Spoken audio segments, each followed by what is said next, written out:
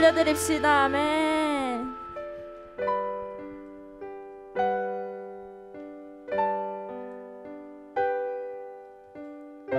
자유롭게 찬양하셨으면 좋겠습니다.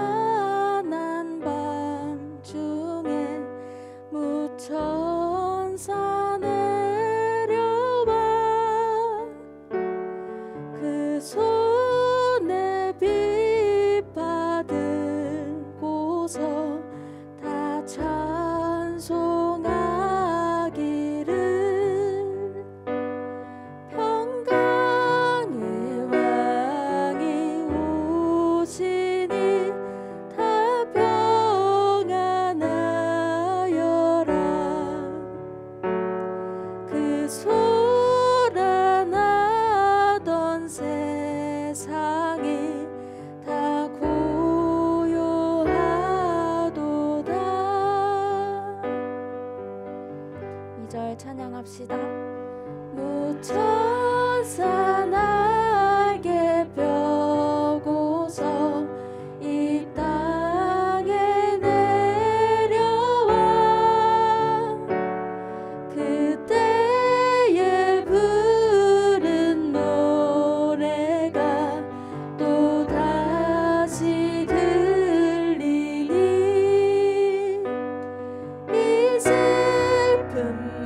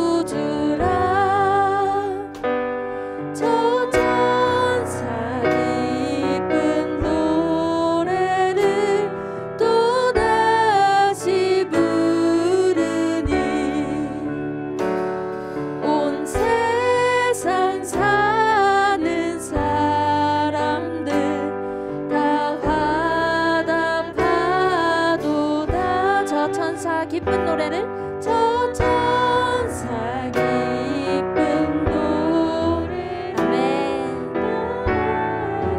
부르니 온 세상 사는 사람들 다 화답하여라 아멘.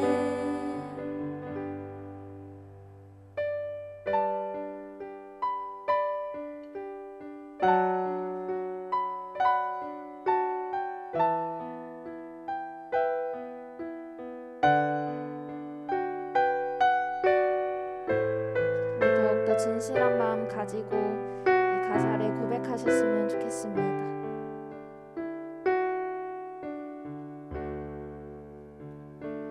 나의 백성이 다 겸비하여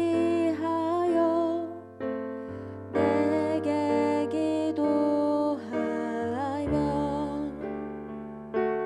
나의 얼굴을 구하여서 그 악한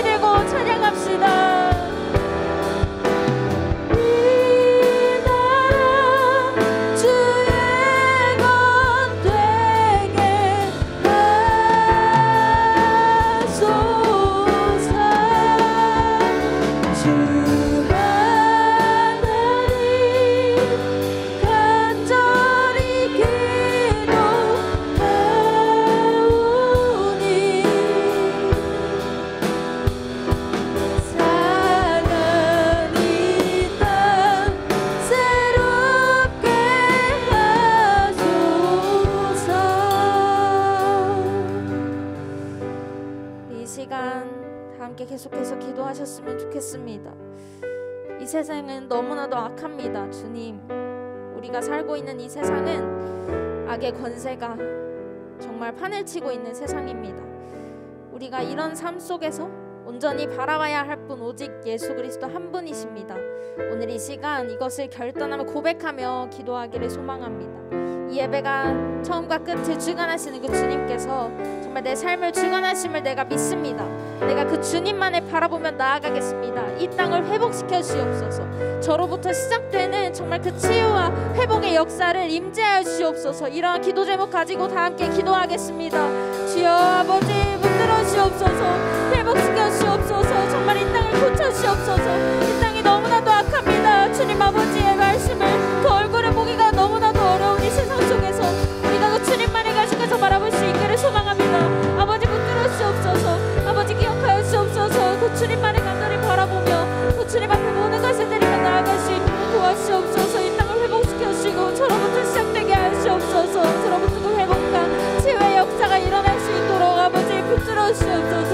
아버지 기억하여 주옵소서. 아버지 주여 아버지 한 분만을 바라보므로 나아갈 수 있도록 하나님 아버지 감사합니다. 이 코로나로 어려운 상황 가운데 예배의 자리로 나오게 하심에 감사드립니다. 쉽지 않은 상황 속에 우리 친구들이 하나님만 믿고 의지하며 삶의 자리마다 귀한 주님의 자녀들로 살아가게 하실 줄 믿습니다. 오늘의 이 예배의 자리도 주님 입술을 벌려 찬양하고 전심으로 주님의 말씀을 새기며 하나님 앞에 전심으로 드리는 예배가 되길 소망합니다. 오늘 말씀을 전하실 우리 박은성 전도사님께 성령의 기름을 부어주시고 살아있는 주의 말씀을 전하실 때 우리의 친구들의 마음속에 말씀이 새겨지고 믿음으로 행하며 저희들이 되게 하여 주시옵소서. 작은 손길에 예물을 드립니다. 기쁘게 받아주시고 하나님 나라를 위해 귀히 쓰임받게 하여 주시옵소서. 코로나가 우리를 위협하고 있지만 주의 은혜로 우리 친구들과 우리 목자님들과 우리 모든 분들을 강건하게 지켜주실 줄 믿으며 사랑하는 우리 주 예수 그리스도의 이름으로 기도합니다. 아멘.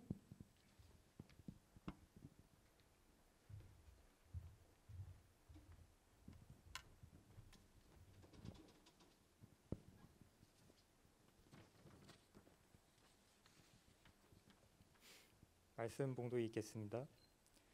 사사기 20장 8절 모든 백성이 일제히 일어나 이르되 우리가 한 사람도 자기 장막으로 돌아가지 말며 한 사람도 자기 집으로 들어가지 말고 우리가 이제 기브아 사람에게 이렇게 행하리니 곧 제비를 뽑아서 그들을 치되 우리가 이스라엘 모든 지파 중에서 100명의 10명, 1000명의 100명, 10,000명의 1000명을 뽑아 그 백성을 위하여 양식을 준비하고 그들에게 베냐민의 기브아에 서서 가서 그 무리가 이스라엘 중에서 망령된 일을 행한 대로 징계하게 하리라 하니라. 이와 같이 이스라엘 모든 사람이 하나같이 합심하여 그의 성읍을 치려고 모였더라. 이스라엘 지파들이 베냐민 온 지파의 사람들을 보내어 두루다니며 이르기를 너희 중에서 생긴 이 악행이 어찌 됨이냐. 그런즉 이제 기브아 사람들 곧 그 불량배들을 우리에게 넘겨주어서 우리가 그들을 죽여 이스라엘 중에서 악을 제거하여 버리게 하라. 나 베냐민 자손이 그들의 형제 이스라엘 자손의 말을 듣지 아니하고 도리어 성읍들로부터 기브아에 모이고 나가서 이스라엘 자손과 싸우고자 하니라. 그때 그 성읍들로부터 나온 베냐민 자손의 수는 칼을 빼는 자가 모두 26,000명이요 그 외에 기브아 주민 중 택한 자가 700명인데 이 모든 백성 중에서 택한 700명은 다 왼손잡이라 울매로 돌을 던지면 조금도 틀림이 없는 자들이더라. 베냐민 자손 외 이스라엘 사람으로서 칼을 빼는 자의 수는 40만 명이니 다 전사라. 아멘.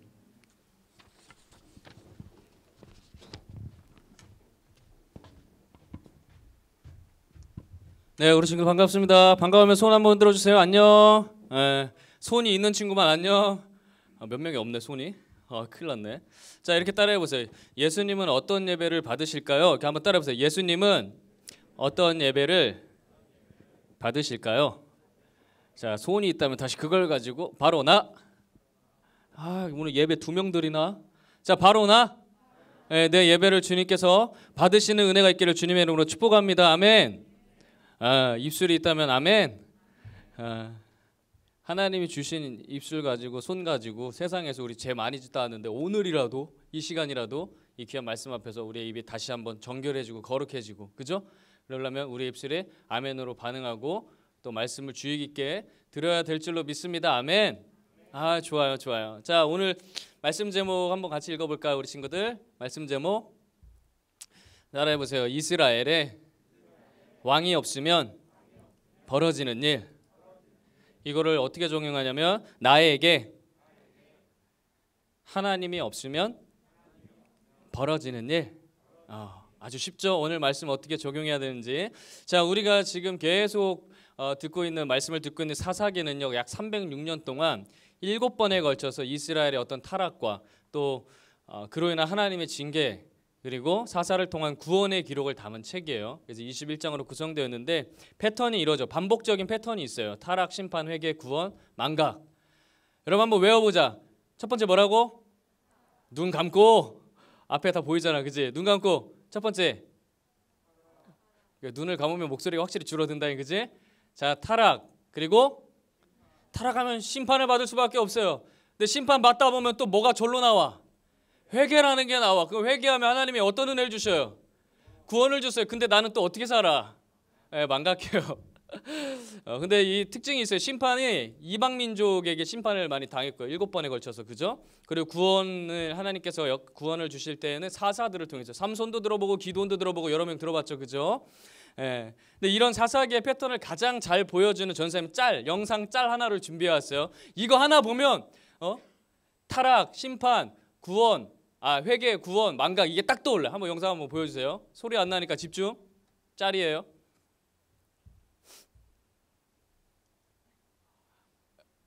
이 기다림보다 짤이 더 짧아요.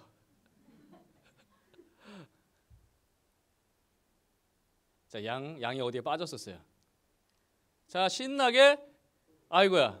자, 사사기 이해된다 안 된다? 나중에 이 영상 생각하면 사사기 21장이 그냥 딱 한 번에 와닿는, 이해되는 그런 영상 짤이었습니다. 아무튼 양 빼주면 또 곳에 그냥 점프해서 그걸로 들어가요. 분명 그들은 이제 이스라엘 백성들은 반복적인 타락과 배신을 했습니다. 근데 심판을 받아 마땅한데 하나님께서 사사를 보내주세요. 사람을 보내주셔서 지도자를 보내주셔서 변함없이 자비와 은혜를 베풀어 주시면서 그들을 구원해 주셨습니다. 그런데 이 순환 구조가 이 패턴이 더 이상 적용되지 않는 기점에 이르게 됩니다. 그것이 바로 사사기 18장에서 21장의 말씀이에요. 타락 이후에 더 이상의 어떤 이방 민족의 심판이 없어요. 사사를 통한 구원의 이야기가 더 이상 나오지 않습니다. 그런데 문제는 더 무시무시하고 두 눈을 뜨고 보기가 괴로운 사건들이 여기저기서 쏟아져 나오는 게 바로 사사기 18장 이후의 이야기입니다. 그래서 나중에 성경을 읽을 때 한번 기억하면 좋겠는데 사사기 17장 18장 전선생님 유학계였어요. 이스라엘이 종교적인 타락을 해요. 그리고 나서 19장 21절에 보니까 21장에 보니까 이스라엘의 공동체 안에 사회적 정치적인 타락이 일어나요. 여러분 여기서 영적인 포인트가 있습니다. 우리는 공동체가 사회적으로 정치적으로 문란하면 종교가 무너질 것 같죠. 사회는 종교가 무너지면 그때 종교가 먼저 무너지면 사회가 무너지는 거예요. 그리스도인들이 이 땅에서 빛과 소금의 역할을 감당하지 못하면 사회가 어려워지는 거란 말이에요. 이런 책임감을 가지고 오늘 우리가 이 사명감을 가지고 말씀을 들어야 은혜가 있습니다. 그리고 이 과정의 시작인 사사기 17장과 이 마지막 장인 21장에 이런 구절이 반복해서 기록되고 있어요. 우리 한번 읽어볼게요. 시작. 그때에는 이스라엘에 왕이 없었으므로 사람마다 자기 소견에 옳은 대로 행하였더라. 21장 똑같아요. 왕이 없어서 사람이 각기 자기 소견대로 옳은 대로 행했대요. 분명 이스라엘 백성들에게는 여러분 자신들을 구원해 주시는 왕이 있었어요, 없었어요? 아까 그 제목 그 얘기할 때 하나님 그치 얘기했죠, 그죠? 여러분 이스라엘은 왕이 있었어요. 하나님이 계셨잖아요. 그 구원 다 어디서 일어나요? 7번의 구원의 역사가 우연이겠습니까? 그냥 사람이 만들어낼 수 있겠어요? 존재하시는 하나님께서 역사하시니까 그게 구원이 되는 거거든요. 하나님이 계셨어요. 왕이 계셨어요. 그런데 성경은 어떻게 얘기해요? 이스라엘 백성들에게 왕이 없어서 자기 소견대로 옳은 대로 행했다고 말씀하고 있잖아요. 정말 아이러니하죠. 내가 교회는 다니고 하나님을 믿는다고 말하는데 삶 속에 하나님이 없는 거랑 똑같죠. 하나님의 증거가 보이지 않는 거랑 똑같죠. 저는 이 하나님의 자녀로 택함받은 족속이에요. 선민이에요. 하나님이 그 수많은 민족 가운데 택하셨어요. 그래서 출애굽에서 구원하셨잖아요. 그 구원의 여정을 여기까지 왔는데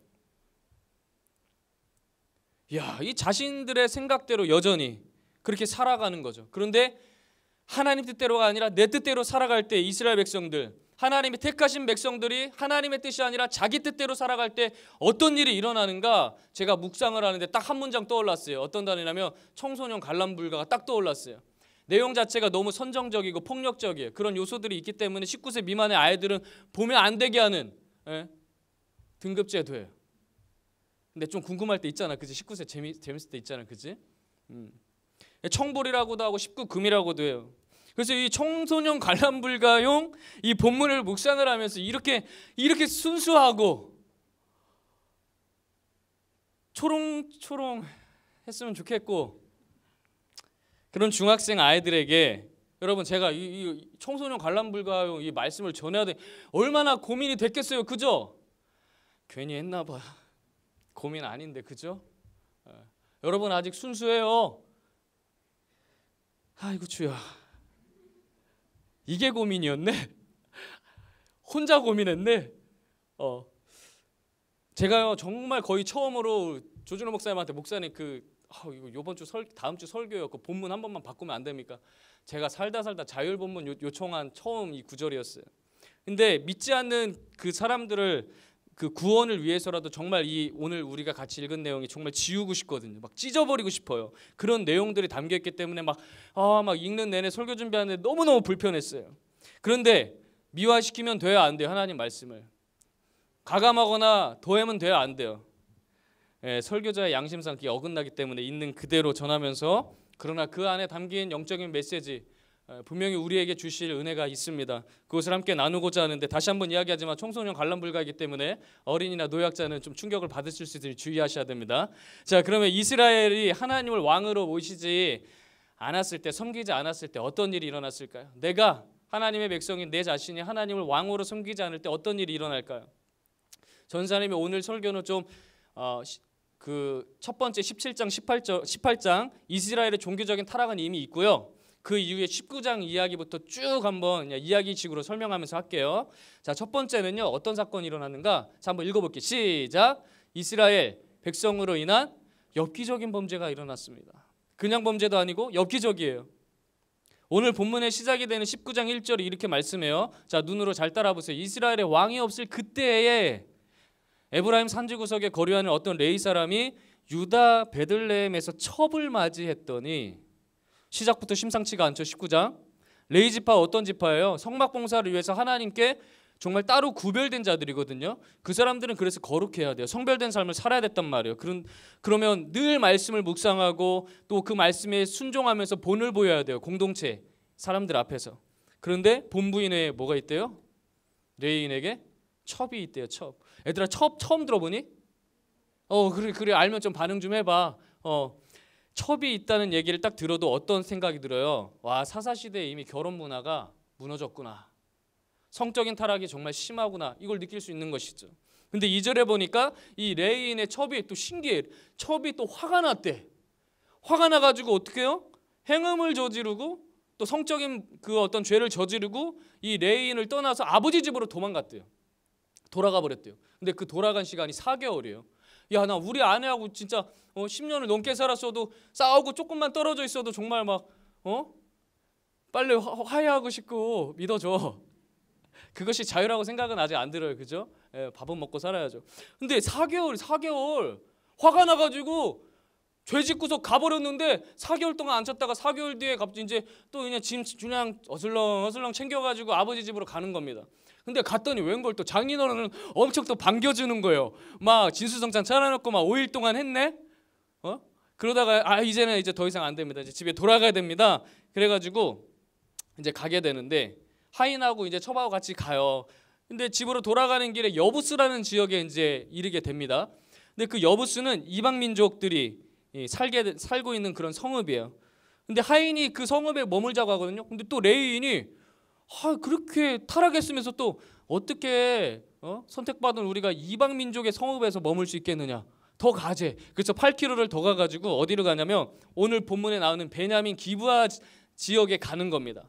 어떤 기대를 품고 자신의 동족들이 내가 가면은 얼마나 환대를 해줄까 막 이런 기대감을 가지고 간 거예요. 그런데 항상 우리의 기대는 어긋날 때가 많아요. 맞을 때가 많아요. 이렇게 생각해야지. 피하고 싶었던 건 잘 맞고 맞히고 싶었던 건 안 맞아. 기회 아니야. 근데 이 기대가 완전 어긋났어요. 아무도 맞이해주지 않는 거예요. 근데 이게 왜 중요하냐면 당시 이스라엘 백성들에게 있어서요, 나그네를 환대해주는 거는요, 그냥 우리가 오늘 전사님이 너네 집 놀러 가도 돼? 그죠? 이렇게 언제요? 물어보고 내일 갈게. 그러면은 준비할 거 아니야, 그죠? 안 해. 근데 이런 두고 보자. 자, 근데 나그네를 이렇게 접대해 주는 거는요, 이스라엘 백성들이요, 윤리적인 차원이 아니에요. 그냥 너하고 나하고 도덕적인 관계 아니에요. 하나님의 율법에 명시된 명령이었단 말이에요. 이게 대단한 말씀이에요. 신명기 10장 19절에 보니까 너희는 나그네를요 사랑하래요. 이런 말씀 있잖아요. 너희는 마음을 다하고 뜻을 다하고 목숨을 다하여 주 너의 하나님을 사랑하라. 그리고 네 이웃을 사랑하라. 근데 나그네를 사랑하라는 게 이게 무슨 의미겠어요? 하나님을 사랑하듯이 이 나그네들도 사랑해 주라는 말씀이거든요. 왜? 전에 너희도 애굽 땅에서 나그네가 된 적이 있잖아. 이 말씀은 윤리적인 그런 말씀이 아니라 정말 하나님의 어떤 관계, 이스라엘 백성들과의 관계를 보여주는 그 실천을 보여주는 내용이거든요. 그런데 어떻게 해요? 모두가 다 자기 소견대로 옳은 대로 살아가니까, 그런 시대니까 하나님의 말씀대로 나그네 영접해요? 안 해요? 안 해요. 다행히 동족이 한 대를 맞지 못해가지고 막 마음이 얼마나 상했겠어. 아까 저 친구한테 전사님 마음 상했듯이. 근데 대답이라도 해주지. 아무도 안 나왔어. 그런데 사회에서 가장 취약계층인 노인이 한 명이 와가지고 그 노인이 이 레인하고 첩하고 하인을 받아주는 거예요. 그래서 집으로 유숙해가지고 이제 머물게 하는데, 또 이걸 어떻게 하라는지, 꼭 어딜 가면 일진들이 있어요, 없어요? 불량배들, 깡패들이 있어요. 거기 베냐민 기브아족 속에도 불량배들, 성경에 그렇게 나와요. 집에 찾아와가지고, 야, 이 사람들이 뭘 요구하는지 아세요? 레인하고 그 노인한테 동성애를 요구합니다. 소돔과 고모라 기억하시죠? 소돔과 고모라가 동성애에 엄청나게 영향을 받던 곳이잖아요. 이 레인에게, 노인에게 이제 막 동성애를 요구하는데, 이 모습만 봐도 이 하나님의 백성들이 살고 있었다는 그 베냐민 지파가 머무는 그 성읍이 얼마나 타락했는지 알겠죠. 그런데 이 레인과 노인이요, 자신들을 대신해서요 첩을 내주는 거예요. 여러분, 이게 성경에서 정말 악한 행위입니다. 결국 불량배들에게 잡혀가요, 첩이. 그리고 밤새 능욕을 당하고 새벽이 되어서야 노인의 집으로 돌아오는데, 문을 열지 못하고 문지방을 붙잡은 대로 그대로 쓰러져서 비극적인 죽음을 맞이합니다. 근데 반대로 이 레인이요, 아무리 첩이라도 붙잡혀 갔는데 얼마나 걱정돼요. 잠도 못 자야 되는데 밤새 잠 잘 자고 나가지고 혼자 아침에 떠나려고 문을 열다가 발견한 거예요. 쓰러져 있는 자신의 첩을. 그 시체를 보는 거예요. 남자 망신 다 시키는 거죠, 그저 이 레인이. 문제는 이런 결과를 가져온 것이 분명 자신이 첩을 지키지 않고 내어준 책임이 있는 거거든요. 그런데 그럼에도 불구하고 자기 반성이 없어요. 분노를 표출하기 시작합니다. 어려움을 당하고 억울한 사람을 보면 동정심이 있고 애통함이 있고 국률함이 있어야 되는데, 자신의 첩인데도 불구하고 자기 때문에 붙잡혀갔다 이런 일을 겪었는데도 아무런 애통함이나 국률함이 없어요. 사랑이 없어요. 여러분, 전대미문이라는 단어 들어보셨어요? 전대미문? 막 영화 포스터나 막 이런 뉴스 보면 많이 나오는데, 지난 시대에 들어본 적이 없다는 뜻이에요. 매우 놀랍거나 새로운 일을 이루는 말인데, 요즘 우리가 전대미문의 시대를 살아가잖아요. 코로나 막 전염병도 그렇고요. 각종 엽기적이고 잔인한 범죄들이 너무 기사로 많이 나오더라고요. 코로나 기간에 더 많이 나오는 것 같아요. 어떻게 된 게. 그런데 그 전대미문의 이 사건이요, 이런 전대미문이라는 단어 자체가 좀 부정적인 곳에 많이 쓰이거든요. 범죄나 사건 사고에. 근데 이 사건이 다른 사람도 아니라 이 레인으로 인해서 일어나는 거예요. 레인은 칼로요, 여인의 그 시체를 12토막을 내요. 그리고 이스라엘 전역으로 그 각 지파한테 그 시체의 토막을 다 보내버렸어요. 이 내용 때문에 전도사님이 마음이 힘든 거예요. 여러분들 앞에서 이 레인이 하나님한테 구별된 이 백성이 타락하니까 자신의 첩을 12토막을 내서 보냈다는 이 사실이에요. 얼마나 피하고 싶었겠어요. 여러분 기억해 보세요. 서두에 레위 지파 어떤 지파라고 그랬어요? 하나님의 성막을 위해서, 교회를 세우기 위해서 따로 구별된 자들이에요. 거룩하고 성결한 삶을 살아야 되는 지파예요. 그런데 하나님을 믿지 않는 이방 민족보다, 우상을 섬기는 자들보다 더 끔찍한 일을 누가 저질렀어요? 레위인이요. 이처럼 사사시대 이스라엘은요, 하나님을 왕으로 인정하지 않고 자신이 원하는 그 마음대로 살아감으로 무엇이 난무합니까? 폭력이 난무하는 거예요. 이 잔인한 사회로 전락하게 됩니다. 죄성을 가진 인간이요, 잘 들으세요. 죄성을 가진, 우리 모두가 죄성을 가졌는데 죄성을 가진 인간이 진리를 벗어나게 되면 집중하는 일은 뭐예요? 결국 죄 짓는 일. 죄 짓는 일에 정말 열심을 다해요. 정말 자기 인생을 올인합니다. 뭐예요? 죄 짓는 일에. 죄 짓는다는 건 뭐예요? 하나님의 뜻과 정반대의 삶을 산다는 것입니다. 우리도 때때로 나의 자유를 속박하는 것 같고, 그런 하나님의 말씀의 법을 우리가 떠나면 정말 그 규제를 벗어나서 우리가 정말 자유롭게 살 것 같지만, 주일날 예배 말고 꼭 주일날 교회 와서 예배 드리지 말고 그냥 내가 드리고 싶은 날 한 날 정해가지고 그냥 편하게 영상 틀어놓고 예배 드리면 좋을 것 같잖아요. 가끔은 자유로울 것 같잖아요. 왜 안식일 주일을 지켜야 되는가? 아침부터 일어나가지고 왜 와야 돼? 이 시국에 자유로울 것 같지만, 이 예배 안 드리면 내가 정말 편할 것 같지만, 결국에는 내 이익을 위해서 다른 사람들을 잔혹하게 대하는 그 악행을 저지르는 이 말씀에 우리가 경각심을 정말 가져야 돼. 이 말씀은 다른 사람 이야기가 아니거든요. 그리고 이런 제약된 삶에서 우리가 정말 벗어나서 거룩하고 정결한 삶, 주님 보시기에 깨끗한 그릇으로 정말 옷을 빤 거룩한 자로 살고 싶다면, 원한다면 하나님을 정말 왕으로 인정해야 돼요. 하나님의 말씀으로 자기 자신을 지켜내는 그런 믿음의 사람, 오늘 이 자리에 있는 우리 친구들 되시기를 주님의 이름으로 축복합니다. 두 번째는요, 같이 읽어볼게요. 시작. 이스라엘 민족 간에 비극적인 전쟁이 일어났어요. 이스라엘 사람으로 인해서 엽기적인 범죄가 일어났는데, 이번엔 그 사람 한 명 때문에 이스라엘 민족 전체 간에 비극적인 전쟁이 일어났다는 거예요. 이 소식이 레인이 그 시제를 보냈을 때 그 소식을 들은 이스라엘 백성들이 총회라는 것을 이제 소집하게 됩니다. 사사기 20장 1절에서 2절에 보면요, 쭉 나오는데 여기에 보면 단어가 노란색 보세요. 모든 이스라엘 자손들이래요. 단에서부터 부엘세바까지 길앗 땅에서 다 나왔대요. 그리고 그 회중이 일제히 어디에 모였대요? 미스바라는 곳에 모였대요. 여호와 앞에 모여 있대요.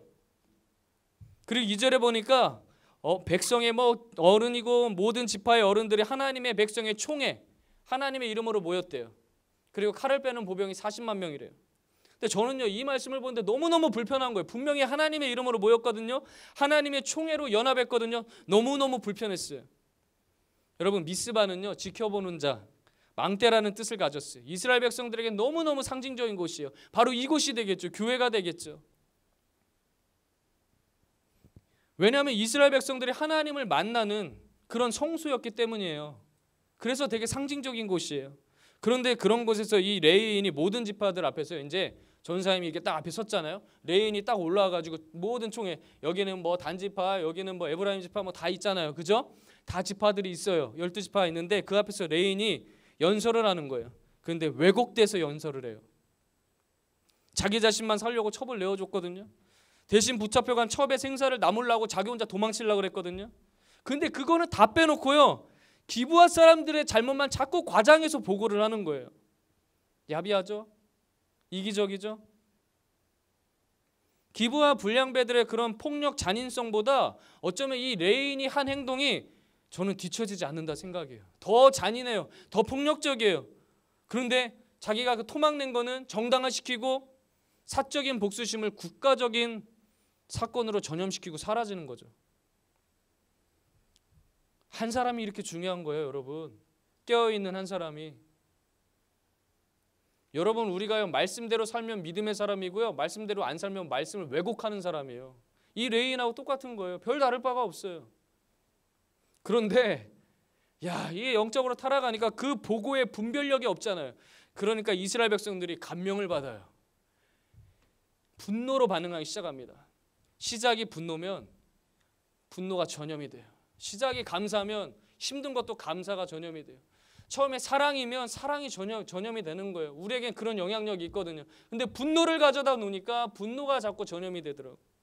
그토록 여러분 하나님께서 얼마나 수많은 곳에서 이스라엘 백성들이 너네 가나안 땅 들어가면 가나안 민족하고 싸워야 돼. 너네 전쟁해야 돼. 그 사람들 무찔러야 돼. 얼마나 그 연합을 강조했어요. 그런데 그때 하나님 말씀 다 불순종했는데 이 사람들이요 자기 동족을 징계하는 일에는 온 마음을 모아서 일제히 다 이렇게 모였다고 기록하고 있어요. 잘못된 연합은 점점 잘못된 방향으로 나아갑니다. 이 총회가요 기도하는 총회가 아니라 여러분 마지막에 뭐라고 써 있었어요? 칼을 든 보병이 40만 명이래요. 분별력 없는 분노로 하나 돼서 지금 전쟁의 도구인 칼과 보병으로 무장한 이 이스라엘 공동체, 이것은 민족의 어떤 누군가가 잘못했을 때 그것을 깨닫게 하고 인정하게 하고 국률로 체열하려고 하는 그런 모습이 아니잖아요. 죄값을 받게 하는 징계의 수준이 아니라 뭐예요? 전쟁 수준 아닙니까? 여러분, 근데 문제는 또 이스라엘 총회가 베냐민 지파한테 그 기부와 범죄자들 불량배들 데리고 와라, 처형해야 된다, 징계해야 된다, 이렇게 우리를 인도해 달라 이렇게 얘기했어요. 근데 베냐민 지파가요 그 요청을 또 수용을 안 해요. 따라해보세요. 죄는 죄를 낳고, 그래요. 그게 그냥 계속 반복되는 거예요. 여러분 생각해보면 우리도 어떤 일에 대해서 내가 뭔가 잘못한 걸 알아. 그런데 괜한 고집 피울 때 있어요, 없어요? 나만 있어? 여러분 뭔가 잘못했을 때 잘못한 거 아는데 인정하기 싫고 막 내가 좀 수치스럽고 그래가지고 막 오히려 막 더 우기고 똥꼬집 피울 때 있어요, 없어요? 솔직히 그냥 없으면 사람인가? 나는 되게 인간적인 것 같아요. 난 너무 많거든요. 심지어 아들하고도. 아들은 7살이에요. 근데 여러분 고집 피울 때가 있거든요. 근데 이 베냐민 지파들이 그랬어요. 범죄자들을 지금 넘겨달라는데 총회의 요구를 거부해요. 그리고 연대주의라는 이기적인 선택을 하게 됩니다. 예나 지금이나 똑같아요. 이 또한 베냐민 지파가 죄에 대한 하나님의 공의를 하찮게 여기는 거죠. 여러분 하나님은 죄인을 사랑하십니다. 그러나 중요한 건 죄를 무시하지는 않습니다. 그래서 예수님이 오셔야 되는 거예요. 사랑해, 죄 없어졌음? 이거 아니에요. 죄에 대한 대가를 지불해야 돼요. 그래서 죄가 무서운 거예요. 공의를 하찮게 여기니까, 사랑만 강조하고 공의를 하찮게 여기면 어떻게 돼요? 이 갈등으로 인해서 이스라엘 연합과 베냐민 지파의 전쟁이 일어나게 되는 거예요. 동족 전쟁이. 그런데 이 전쟁이 또 상식이 또 무너져요. 야, 이거 진짜 범죄와의 전쟁이죠, 그죠? 고대 전쟁이 숫자 싸움인 거 다 들어봤죠? 근데 40만 명의 보병을 둔 연합군이, 이스라엘 연합군이 2만 6천 명의 보병과 700명의 그 물맷돌 던지는 그 기브아 족속 사람들하고 싸우는데요. 2번이나 줘요. 2번이나 연속으로 참패를 당해요. 물론 나중에는 이스라엘 연합군이요 베냐민 지파를 정말 거의 몰살하듯이, 형제인데 몰살하듯이 승리를 얻게 돼요. 근데 동족의 전쟁이 남겨주는 것은요 승자가 없어요. 다 고통과 패자만 있을 뿐이에요. 형하고 동생하고 싸우면 형이 동생하고 싸워서 이기면 기쁠 것 같아요? 동생이 이기면 기쁠 것 같아요? 상처뿐이거든요. 가족 간의 전쟁이 그래요. 사사시대거든요. 그것도 하나님의 선민이 이스라엘 민족이거든요. 근데 왜 이런 일이 왜 일어났을까요? 장소도 미스바예요. 연합도 여호와의 이름을 대건 총회예요. 근데 왜 이런 결론이 나서 동족 간에 서로 죽이고 싸우는 일로 사사기가 그렇게 마무리되는 것일까요? 그 이유에 대해서 사사기는요 저와 여러분에게 끊임없이 이야기해요. 끊임없이 가르쳐주고 있어요. 뭐예요? 이스라엘의 왕이 없었으므로 자기 소견대로 행했더라. 자기가 옳다고 여기는 대로. 그들이 행하는 모든 일에 여호와의 이름은 분명히 있었어요. 근데 실상은 다 자기들이 결정했어요. 자기들이 행동했어요. 여러분 기도 역시도요 나중에 보세요. 그 뒤에 오늘 본문 말씀 뒤에 18절 이후로 쭉 보세요. 기도했어요. 기도를 3번이나 했어요. 근데 원하는 거, 내가 원하는 것만 들이밀고 있어요. 하나님한테. 하나님이 원하시는 뜻이 무엇인지를 묻지를 않아요. 생각해 보세요. 하나님께서 여러분 저하고 둘이 친구하고 싸운대요. 그럼 하나님이 싸우라고 하겠어? 하나님의 뜻이 그거겠어요? 기도하면? 싸우지 말라고 하시죠. 당연한 거예요. 하나님 왜 싸우라고 하겠어요? 근데 그 사람들의 기도는 싸워야 됐다고. 싸우는 걸 요구했어요. 이 모든 일이 왜 일어난 줄 아세요? 한 레위인 때문에 일어났어요. 타락해버린 성도 한 명 때문에 일어나 버렸어요. 분노와 엽기적인 행태 그리고 왜곡된 소식과 연설로 인해서 모여든 잘못된 연합과 결정이 이 모든 것을 만들어냈어요. 거룩과 분별을 상실한 시대의 결말이 이러합니다. 여러분들, 우리가 왜 거룩해야 되는가? 교회가 왜 분별력을 가져야 되는가? 이것 때문이에요. 그러니까 사사기 18장에서 21장에 걸쳐서 일어난 모든 사건은 어떤 특정한 사람만의 잘못이 아니에요. 종교적으로 타락하고 하나님을 뒤로한 이스라엘 전체의 잘못이에요. 여러분, 이 땅에 수만 개의 교회가 있어요. 몇만 개의 교회가 있어요. 그런데 왜 이토록 교회가 힘이 없을까요? 성도인 저와 여러분의 삶에 왜 이렇게 힘이 없을까요? 사회의 골칫덩이로 왜 우리가 자꾸 전락할까요? 깊이 생각할 필요가 있어요. 하나님 앞에 다른 기도하는 게 아니라 이 기도를 해야 돼요. 왜 우리가 이러합니까? 모태신앙입니다. 10몇 년 동안 주님의 말씀을 들었고 교회에서 예배를 드렸습니다. 연말시상하면 저 개근상 받았습니다. 목장에서도 열심히 했습니다. 성경도 여러 번 읽었습니다. 그런데 왜 내 삶은 이러합니까? 질문해 보셨어요? 만약에 미스바 집회 가운데 가장 먼저 하나님의 뜻이 무엇인지를 정말 물었다면, 그것을 위해서 모여들었다면, 자신들의 삶을 단 한 번이라도 주님 앞에서 점검했었더라면, 그것은 전쟁을 선언하는 자리가 아니라 거룩한 예배의 회복과 회개의 자리가 반드시 되었을 겁니다. 여기에 이 땅의 교회의 키가 여기에 있죠. 우리 인생의 신앙생활에 우리 교회 공동체의 열쇠가 여기에 있죠. 해답이 이미 우리에게 주어져 있죠. 그런데 이 모든 것을 무시하기 시작하면, 자기들의 의가 하나님보다 앞서기 시작하면 결과는 교회 안에서 우리끼리 싸우는 거예요. 교회 안에서 싸우는 일이 그냥 일어나는 줄 아세요? 아무리 밖에 사회적인 거 잘 감당하면 뭐예요? 내실이 안에서 서로 이름 하나 서로 모르고 서로 사랑할 줄도 모르고 맨날 보면 시기하고 질투하고 싸우는 게, 우리의 숙제는 여기에 있는 것입니다. 그래서 여러분들의 마음이 열려줘야 돼요. 교회를 사랑하는 마음이 열리면 내 옆 사람을 그냥 지나치지 않아요. 목자님들이 여러분을, 교회를 사랑하기 때문에 여러분들을 맞는 거예요. 이 우선순위, 이 영적인 우선순위 정말 별거 아닌 것 같지만 이거하고 싸워내야 돼요. 거룩은 그냥 주어지는 게 아니기 때문에. 사랑하는 여러분, 하나님의 뜻을 구하지 않고 따르지 않으면서 같은 구성원을 정말 정죄하고 징계하는 일들, 하나님은 결단코 그 사람 신앙 인정하지 않습니다. 그런데 어리석은 자들은 너무나 쉽게 하나님은 다 무조건 내 편일 거라고 생각을 해요. 자기 판단과 자기 욕심의 발현을 하나님의 뜻이라고 포장을 해요. 하나님의 뜻이 아닌데 하나님의 뜻이라고 여기면서 생활하는 사람들 너무너무 많아요. 교회 안에 목사님도 있어요. 전도사님도 있어요. 부끄럽지만 목자님도 계시고 여러분들 있을 겁니다.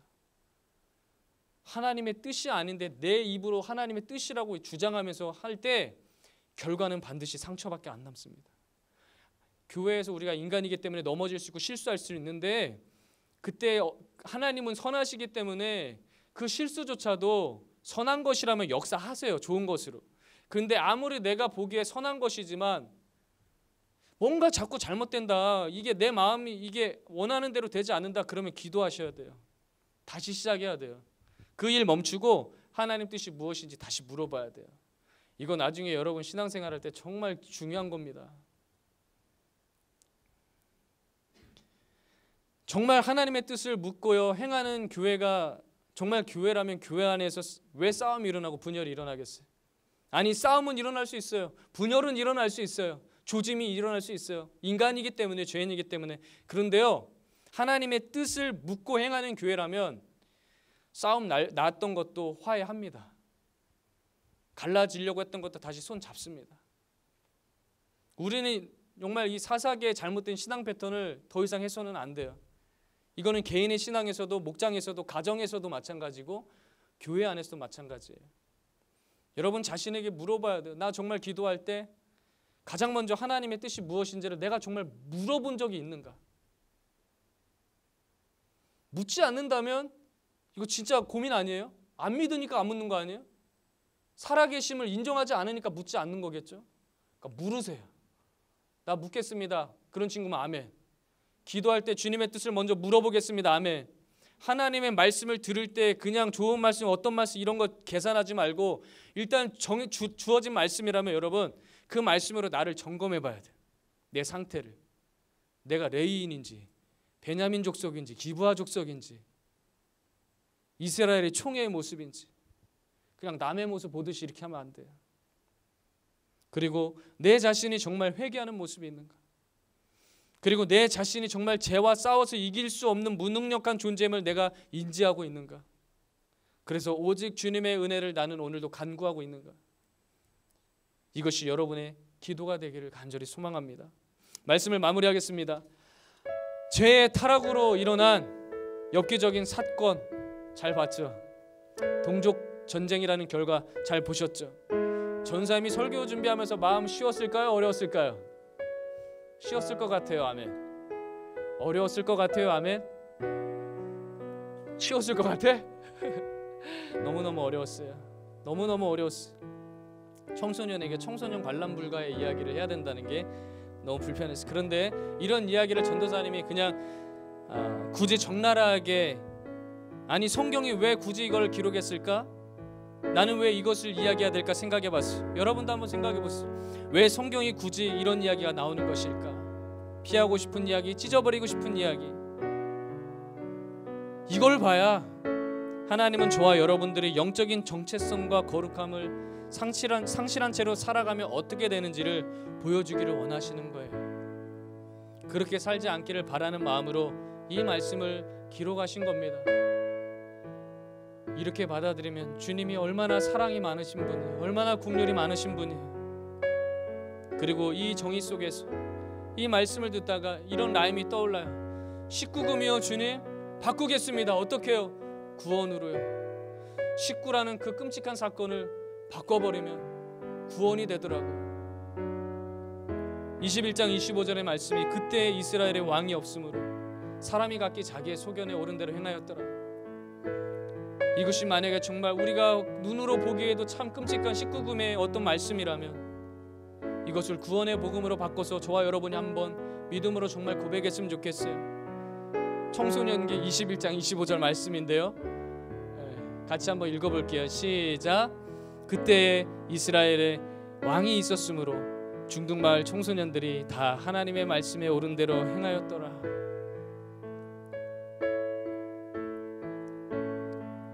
우리가 함께 고백한 것처럼 이 말씀을 품고 이것을 정말 위해서 왕이신 하나님을 위해서 모이고 하나님의 말씀대로 살고자 우리가 예배하고 기도하고 그렇게 살기를 힘쓸 때 사사기의 그 마지막 부분에 멈추어진 그 하나님의 그 구원의 은혜가 다시금 이 땅 가운데 우리의 삶 가운데 반드시 임하게 될 것입니다. 하나님은 사사시대와 같은 지금도 왕의 사람들을 모집하고 계십니다. 왕의 자녀들을, 왕의 군사들을 주님은 찾고 계십니다. 그들과 함께 하나님은 다른 것이 아니라 성공이 아니라 명예가 아니라 구원의 역사를 이루어가기를 원하십니다. 그 원대한 그 비전, 사람이 한번 이 땅에 태어나서 그냥 내 머릿속에 내 눈이 보기에 좋은 비전이 아니라 창세전부터 나와 교회를 위해 심어두셨던 그 원대한 비전, 그것을 이룬 일에 사용하시고자 하는 그런 자들은 예수님만이 우리의 진정한 왕으로 모시고 오직 주님의 말씀에만 반응하고 순종하는 자들, 이 시대를 본받는 자가 아니라 바로 다음 세대, 그 다음 세대인데 우리의 교회가, 공동체가 사람들이 그 소견대로 모이는 그런 집합체가 아니라 여호와의 이름으로 오늘도 연합하기를 힘쓰고 그분의 말씀 안에서 세워가기를, 정말 그렇게 나아가는 믿음의 주인공, 그런 영적인 공동체가 오늘 이 자리에 있는 우리가 되기를 간절히 소망합니다. 그렇게 여호와의 총회로 같은 마음을, 같은 비전을 품고 나아갈 친구들이 있다면 오늘 그 자리에서 두 손을 한번 마음에 댔으면 좋겠어. 불을 꺼주시며 우리 한번 같이 찬양했으면 좋겠습니다. 사사시대와도 같은 이 암흑기 가운데, 그러나 오늘도 주님의 말씀 앞에선 한 사람의 예배자의 기도를 주님은 기다리고 계시고 기억하고 계시고 그것을 이루십니다. 오늘 누구보다도 간절하게 이 찬양을 불렀으면 좋겠어. 두 손을 마음에 대고 주님 고쳐주십시오.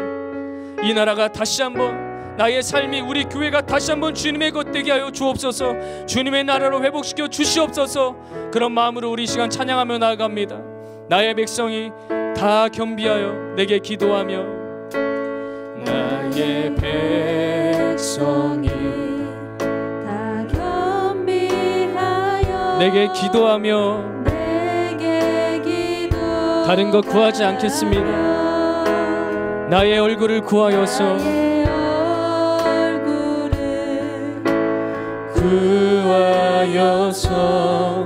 그 악한 길 떠나 주님께서 하늘에서 그 기도를 들어주십니다. 하늘에서 듣고 죄를 사하며 믿음으로 고백합니다. 그들의 땅을 고치리라.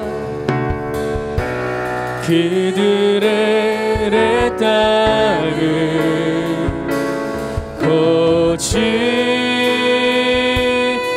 그렇게 사망하는 자들은 두 손을 들고 아버지여 아버지여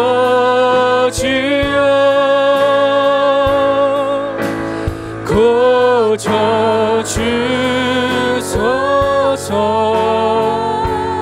주님의 나라 이 나라 주의 것 되게 하소서.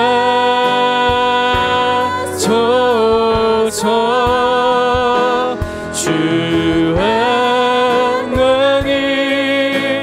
간절히 기도하오니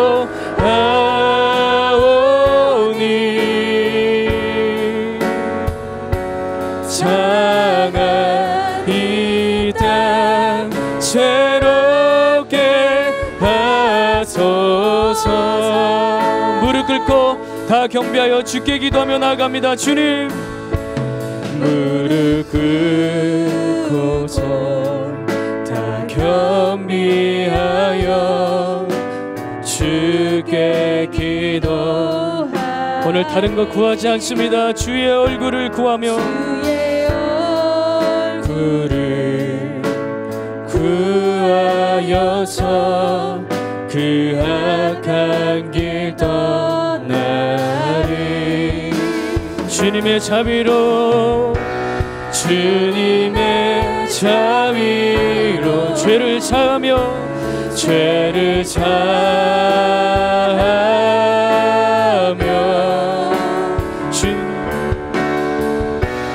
주님의 자비로 주님 이곳에 임하여 주시옵소서. 그렇게 우리 간절하게 우리 두 손을 들고 아버지여 고쳐 주시옵소서. 아버지여 고쳐 주소서. 주님 이 나라 주의 것 되게 하소서. 주 하나님 간절히 기도하오니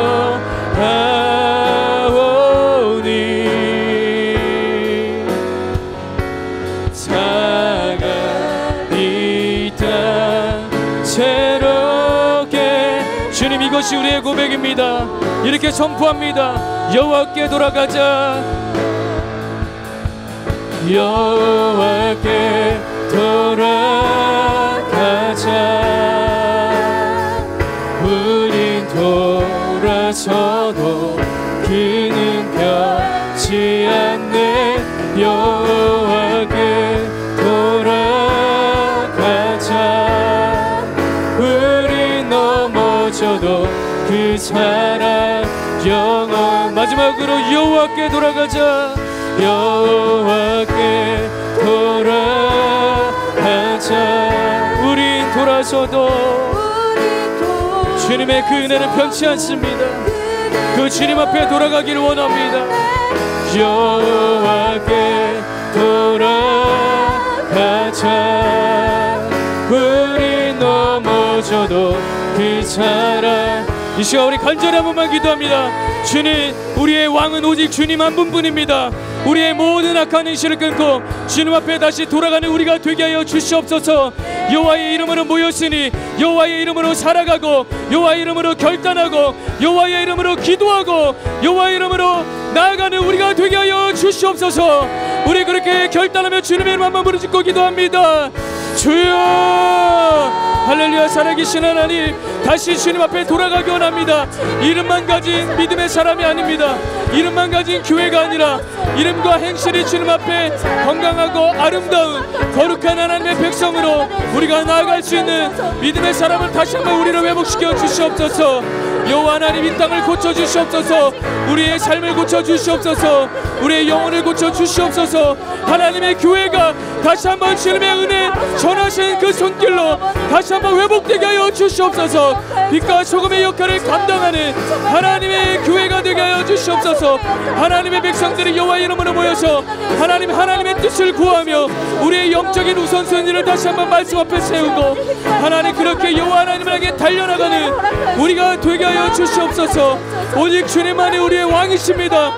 오직 주님만이 우리의 진정한 왕이십니다. 그 믿음의 고백을 하며 마지막으로 고백합니다. 여호와께 돌아가자. 주님, 여호와께 돌아가자. 우린 돌아서도 주님의 은혜는 변치 않습니다. 그 주님께 돌아가는 우리가 되기를 원합니다. 주님, 오늘 우리가 돌아갑니다. 주님의 사랑과 은혜 앞으로 나아갑니다. 우리를 일으켜 세워주시는 그 주님 앞에 섭니다. 할렐루야. 살아계신 하나님, 오늘도 이스라엘의 왕이 없음으로 자기들의 소견대로 옳은 대로 행했다는 그 아픈 말씀 앞에 우리가 섭니다. 이스라엘의 문제가 아닙니다. 이 땅의 교회의 문제였고 성도라 이름을 가진 나의 문제였습니다. 분명 이름은 가졌는데 나의 왕이 하나님이 아닌 이 불편한 삶을 아무렇지도 않게 살아가는 우리의 모습이 있었습니다.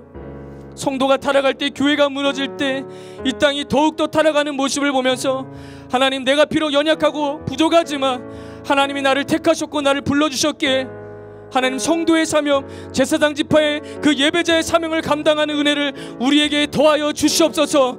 그래서 하나님, 그 한 사람, 나 때문에, 우리 교회 때문에 무너진 이 땅에 다시 한번 하나님의 여호와의 국률과 은혜와 사랑이 가득 넘치는 그 놀라운 역사를 써내려가는 믿음의 다음 세대 우리 모두가 되게 하여 주시옵소서. 그 은혜를 기대합니다. 한 주간의 삶 가운데 이 말씀을 잊지 않고 왕이신 하나님을 높여드리며 찬양하며 예배하며 살아가는 우리 모두가 되게 하여 주시옵소서. 우리의 왕이신 예수 그리스도의 이름으로, 선하신 이름으로 간절히 기도하였습니다. 아멘. 우리 주기도문 하겠습니다. 하늘에 계신 우리 아버지여, 이름이 거룩히 여김을 받으시오며 나라의 임하옵시며 뜻이 하늘에서 이루어진 것 같이 땅에서도 이루어지이다. 오늘날 우리에게 일용할 양식을 주옵시고 우리가 우리에게 죄 지은 자를 사하여 준 것 같이 우리의 죄를 사하여 주옵시고 우리를 시험에 들게 하지 마옵시고 다만 악에서 구하옵소서. 나라와 권세와 영광의 아버지께 영원히 있사옵나이다. 아멘. 우리 뉴스 보고 광고하겠습니다.